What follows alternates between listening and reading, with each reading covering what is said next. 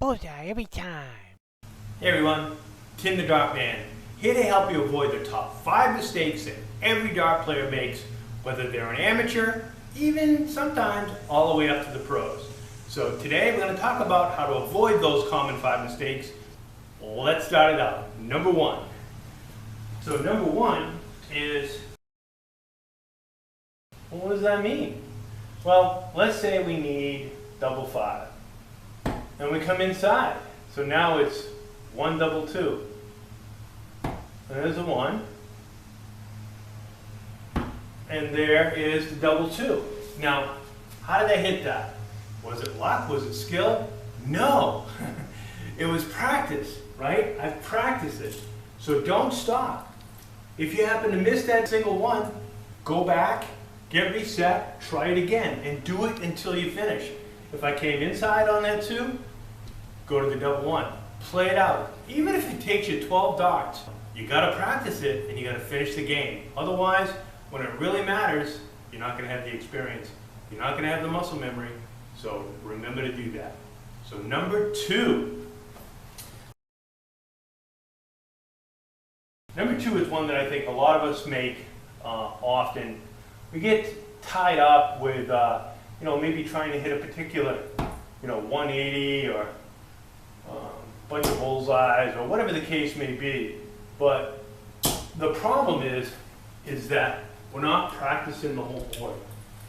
And that's why good exercises to do are those around the world exercises that get you practicing the whole board. Don't just fire off at a bunch of treble 20s or a bunch of treble 19s or a bunch of bullseyes. Practice the whole board. Now, there are lots of different ways to do it. Again, those around the world games are great. Play the game. Play the whole game from start to finish and get used to using all the numbers on the board. Which brings us to number 3. And number 3 is one of those things that bother lots of players. First dart, second dart, and third dart.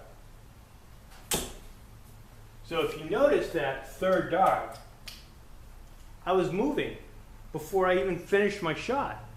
And that is a common mistake that lots of dart players make and something that we can all avoid. Stay set on that third dart. So go back to it. First dart. Second dart. Third dart. Stay there until the dart hits the board. Which brings us to number 4. Number 4 is stop changing everything. And what do I mean by that? Well, in the beginning, we're going to be tempted to change lots of things because we're not really set on what our throw is, how our stance goes, all of that. So you listen to a lot of people talk to you about how to stand, how to throw, how to follow through. And it's good advice, all of it's good advice, but at some point you're going to get to what you like, what works for you, and then you're going to need to stick with it. And what I mean by that, it doesn't mean that you can't change something, but don't try changing all the time or you'll never get used to throwing darts.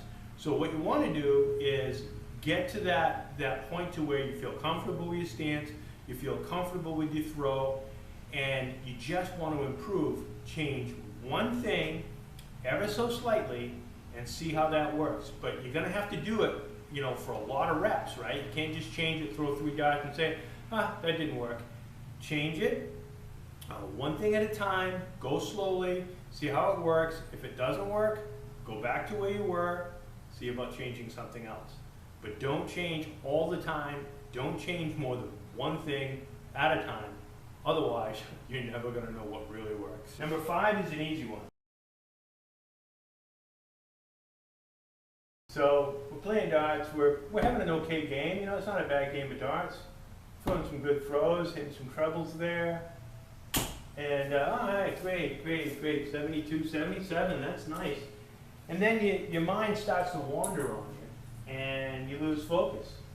So you start to throw into the 1, you start to throw into the 5, you start to throw into the treble 12, which, that was sort of the example, but I was aiming for that.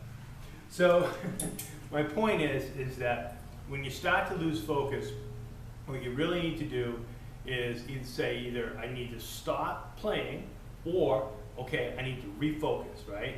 I need to think just about throwing darts and not about, what bills do I need to pay this week, what's work going to be like tomorrow, how's my favorite football team doing.